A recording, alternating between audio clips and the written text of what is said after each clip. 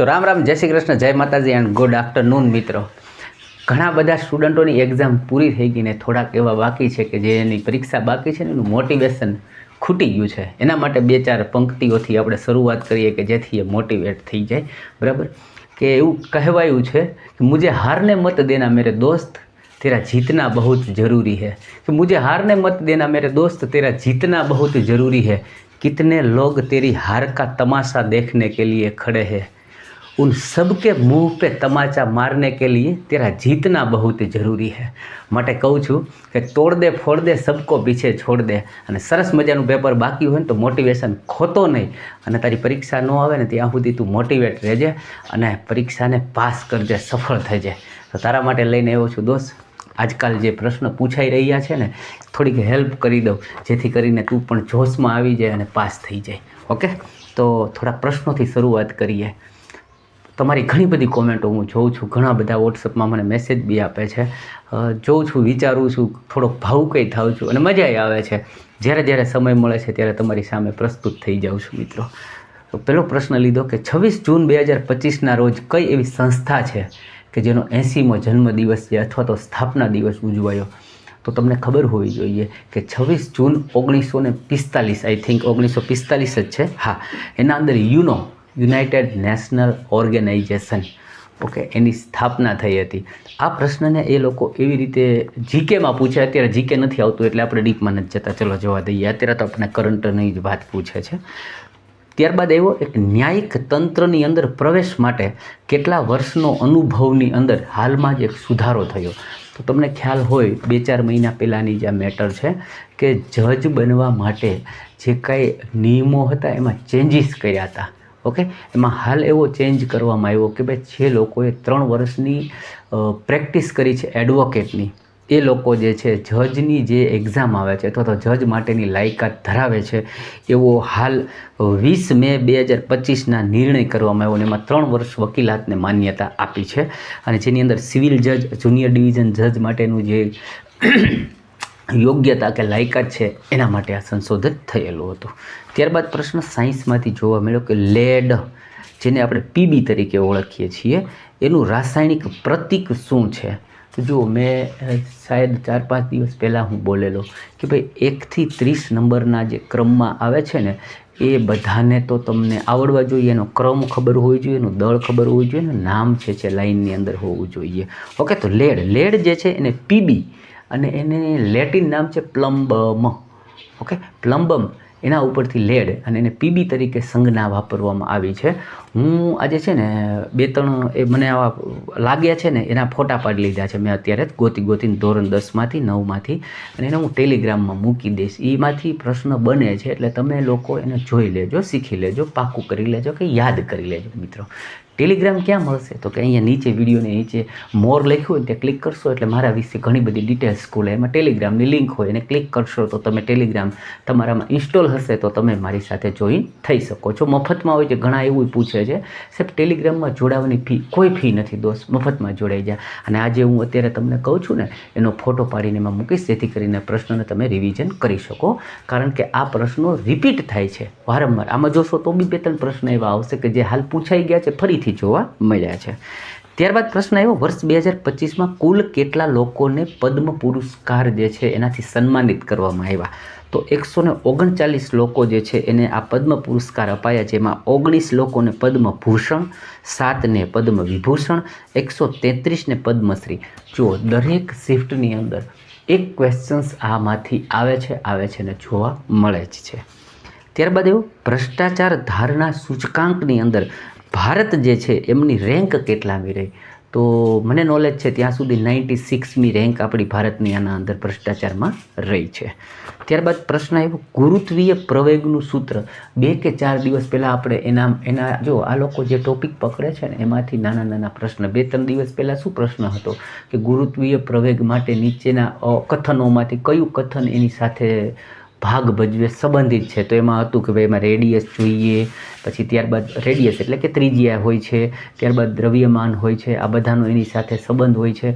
આજે એ જો સંબંધ ઉપરથી સૂત્ર પૂછી લીધું. આ સૂત્ર જે છે એ આમ તો શું છે, સ્મોલ g બરાબર કેપિટલ G અને એની સાથે m અને છેદમાં હોય છે રેડિયસ એટલે કે ત્રિજ્યા એનો વર્ગ r².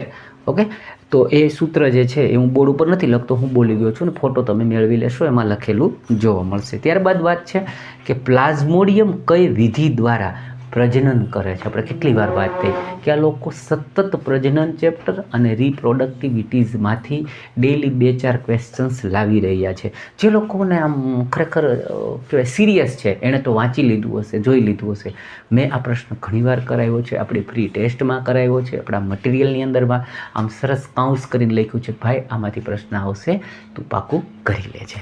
આટલા સરસ શબ્દોથી તમારી સાથે ચર્ચા કરું છું. તમે પણ એક સરસ રીતે એક અંગૂઠો દબાવીને લાઈક કરી આપો, જેથી કરીને મારું દિલ પણ ગાર્ડન થઈ જાય. ત્યારબાદ વાત કરીએ કે આ પ્લાઝ્મોડિયમ છે ને બહુભાજન. ઓકે, બહુભાજન એટલે કે ભાગ થવા, એકમાંથી ઘણા બધા ભાગની અંદર તૂટી અલૈંગિક પ્રજનન દ્વારા એ પોતાની સંતતિ ઉત્પન્ન કરે. એટલે કે એક પ્લાઝ્મોડિયમ છે ને એ અનેક પ્લાઝ્મોડિયમ બનાવે, એના જેવા ઘણા બધા જીવ બનાવે, એટલે એને બહુ વિભાજન કરે, જાજા બધા ભાગમાં કરે. ઓકે, અને પ્લાઝ્મોડિયમ છે એ એક પ્રજીવ છે જે મેલેરિયા માટે જવાબદાર આપણે કહીએ છીએ. ત્યારબાદ કાર્ય છે એક હું ટૂંકમાં લખ્યું છે, એક ન્યુમેરિકલ જેને દાખલો કહીએ છીએ સાયન્સમાં, કે ભાઈ 100 જૂલ જેટલું કાર્ય થયું છે અને વિદ્યુત ભાર જે છે એ 5 કુલમ જેટલો છે.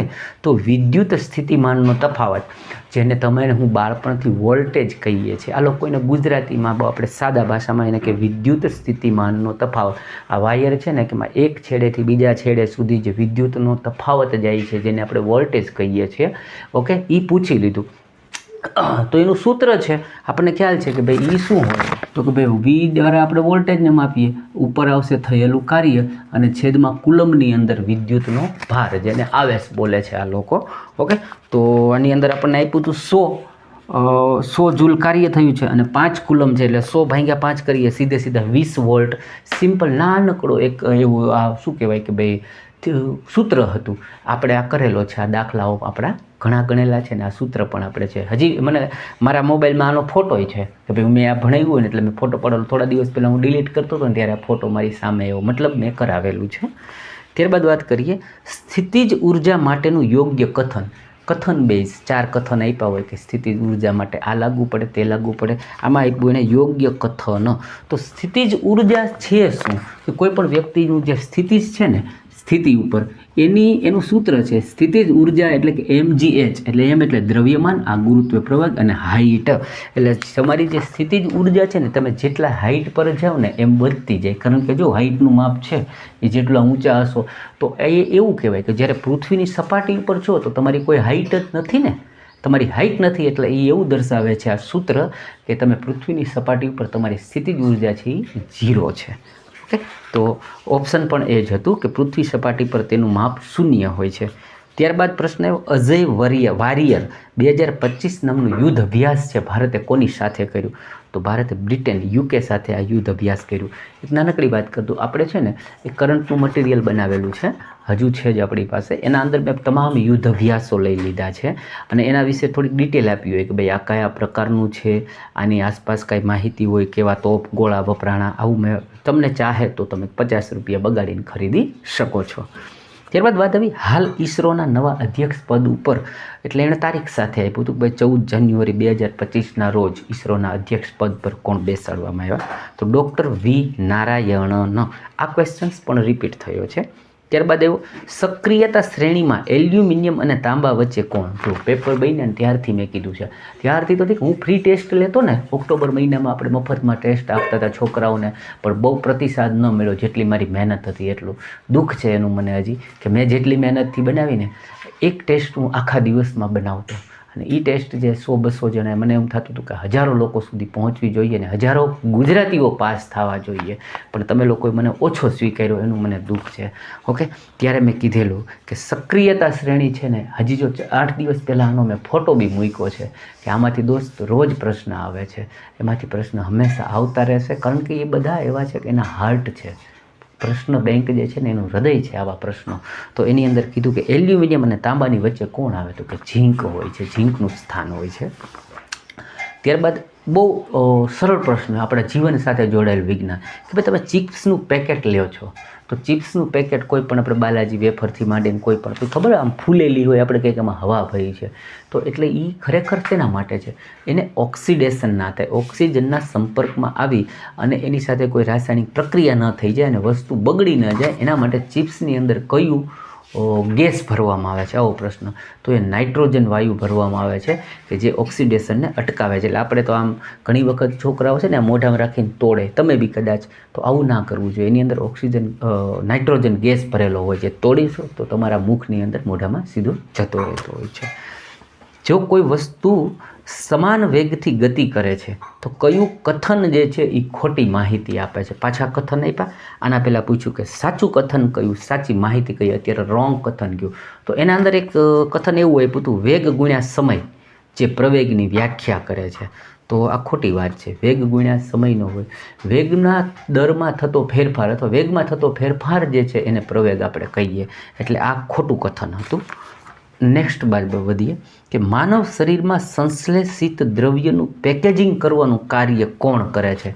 તો થોડા દિવસ પહેલાં તમને ખ્યાલ હોય તો મેં કોષની અંદરના તમામ ભાગોને ભણાવ્યા કે ભાઈ આ લોકો હવે આવા પ્રશ્ન લેશે. એડવાન્સ આપણે ચાલ્યા, બરાબર છે. કેટલા લોકો શીખ્યા ખબર નથી. ત્યારે એના અંદર મેં ગોલ્ગી પ્રસાધનનું કાર્ય સમજાવ્યું હતું, બરાબર. એના અંદર નાની નાની પુટિકાઓ હોય, એ પુટિકાઓ જે છે ને એ આવું કામ કરે કે ભાઈ પ્રોટીન સંશ્લેષિત થયેલી વસ્તુ, કે ભાઈ જ્યારે આપણે ખોરાકમાંથી કોઈ વસ્તુનું સંશ્લેષણ કર્યું કોષે, તો એને પાછું આમ પેકેજિંગ કરે કે આને વ્યવસ્થિત પેકેજમાં રાખો, જરૂર પડે ત્યારે આપણે બોડીને આપશું. કેવી કરામત છે, તમે વિચાર તો કરો. નાના નાના સેલની અંદર ઈશ્વરે આવું બધું ગોઠવ્યું છે. તો એ જે છે એ આપણે ગોલ્ગી પ્રસાધન જે છે આપણા શરીરને, કેમિલો ગોલ્ગી નામના સાયન્ટિસ્ટે શોધેલું માટે એનું નામ એ રાખવામાં આવેલું હતું. ઓકે, તો એ ગોલ્ગી પ્રસાધન આ કાર્ય માટે જવાબદાર છે. ત્યારબાદ પ્રશ્ન આવ્યો, દર્પણ માટે મોટવણીનું સૂત્ર શું? થોડા દિવસ પહેલાં એણે મોટવણીનું પ્રશ્ન પૂછી લીધો હતો, આપણને એક દાખલો પૂછી લીધો હતો. ત્યારે આપણે ભણ્યા હતા કે ભાઈ મોટવણી જે છે એ કેવી રીતે હોય.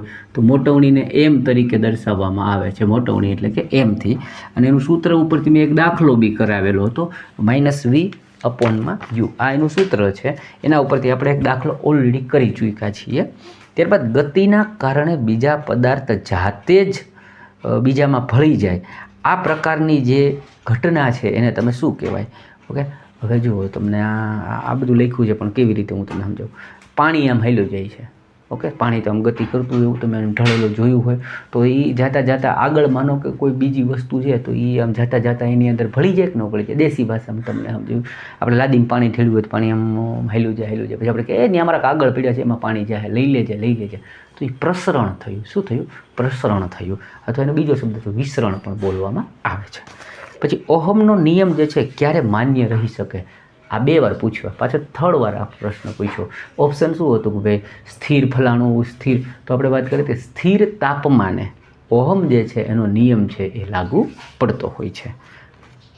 ત્યારબાદ એવો CaCO3 એટલે કેલ્શિયમ કાર્બોનેટ, એને ગરમ કરવાથી કેલ્શિયમ ઓક્સાઇડ તથા કાર્બન ડાયોક્સાઇડ જે છે એમાંથી બને અને છૂટા પડે. તો આ કઈ ટાઈપની પ્રક્રિયા છે? તો આ જે છે વિઘટન પ્રક્રિયા. આપણે એક વિડીયો મૂક્યો છે, વારંવાર સલાહ આપી છે કે મેં રાસાયણિક પ્રક્રિયાઓનો એક વિડીયો મૂક્યો છે, અચૂકથી જોઈ લેવો.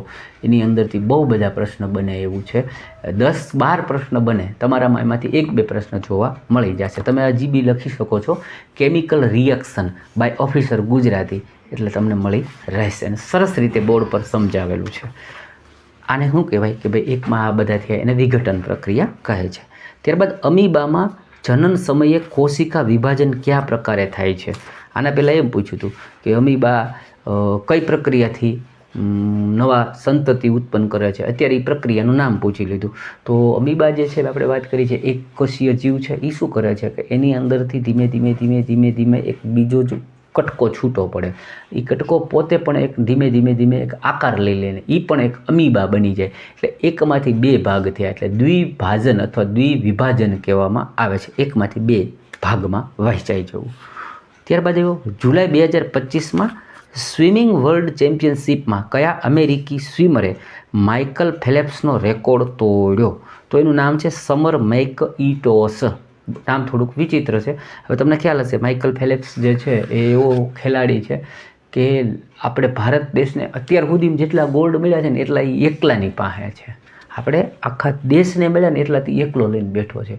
એટલો મોટો સ્વિમર છે અને એની પાસેથી ઘણું બધું મોટિવેટ થવાય એવી એની સ્ટોરી છે. શક્ય હોય તો ક્યારેક વાંચજો, સાંભળજો અથવા તો જોજો, મજા આવશે. ત્યારબાદ વાત કરીએ, હા, ABC આવા તત્વો આપી દીધા. આ પ્રશ્ન બી રિપીટ છે. આ 2018માં આવેલો છે, 2022માં પૂછેલો છે, 2025માં આવેલો છે. ઓકે, NTPCમાં આ પ્રશ્ન પૂછ્યો. એને કેવી રીતે પૂછ્યો કે ભાઈ તમને 3 તત્વો આપ્યા છે કે જે A, B અને C છે.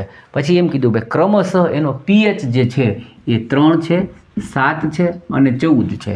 ઓકે, આવું કહી દીધા પછી તમને એમ કે તો એના માટે નીચેનામાંથી યોગ્ય કથન પસંદ કરો. કથન કેવા હોય કે ભાઈ A છે એ સ્ટ્રોંગ એસિડ છે.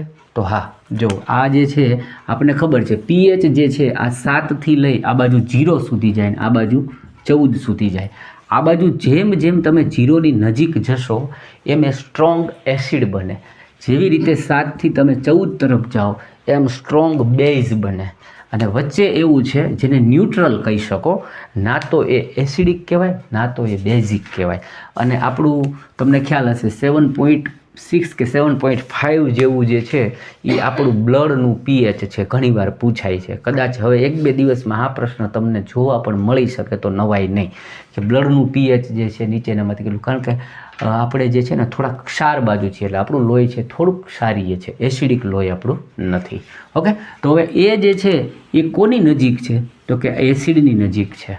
ઓકે, આ 7 છે એ કોની નજીક છે? તો કે ન્યુટ્રલ છે, ઉદાસીન છે. એનો કોઈ પણ એમ કહેવાય કે એનો સ્વભાવ છે ના તો એસિડિક છે ના તો બેઝિક છે. અને 14 જે છે એ કેવું છે? સ્ટ્રોંગ બેઝ છે, સ્ટ્રોંગ ક્ષાર છે. ઓકે, તો તમારે એવું આની અંદરથી ઓપ્શન ગોતવું પડે કે ભાઈ A છે એ સ્ટ્રોંગ એસિડ છે, જ્યારે B છે એ ન્યુટ્રલ છે અને C છે એ સ્ટ્રોંગ બેઝ દર્શાવે છે. આ ટાઈપના પ્રશ્નો જે છે એ હાલ જોવા મળે છે. મને ખબર છે તમારે ઘણું બધું શીખવું છે, ઘણું બધું કરવું છે, પણ દોસ્ત અત્યારે સમય એવો છે એક્ઝામ બેઝ ચાલવાનો, અત્યારે રિવિઝન કરવાનો સમય છે. કોઈની કોમેન્ટ એવી પણ આવે છે કે તમે સ્ટાર્ટિંગથી શીખડાવો. ભાઈ હવે 10 દિવસની અંદર હું સ્ટાર્ટિંગથી માનો કે રિઝનિંગ છે એના 30 પ્રશ્ન તો હું 30 ટાઈપ કેવી રીતે કરાવવા બેસી શકું? એવી જ રીતે ગણિતના 22-25 ચેપ્ટર હોય તો હું 22-25 ચેપ્ટર કેવી રીતે કરાવી શકું? બરાબર છે. એવા બધા કરાવેલા ઓલરેડી છે કે આવી પેટર્નો, આવા દાખલાઓ આવે છે. તમે થોડીક મહેનત કરો કે ભાઈ સર્ચ કરો મારી ચેનલ પર અથવા લખો રેલવે મેથ્સ ઇન ગુજરાતી, મારા વિડીયો મળશે. રેલવે સાયન્સ ઇન ગુજરાતી મારા વિડીયો મળી જશે. ત્યારે લખો ગ્રુપ D માટે રિઝનિંગ ઇન ગુજરાતી, ઘણું બધું મળી રહેશે. ઓકે, એટલે મહેનત તમારે કરવાની છે, મોટિવેટ રહીને કરવાની છે અને સફળ થઈને આવવાનું છે. તમે બધા સફળ થાવ તેવી શુભેચ્છા સાથે મળીએ બીજા વિડીયોની અંદર. ત્યાં સુધી વ્યસ્ત રહો, મસ્ત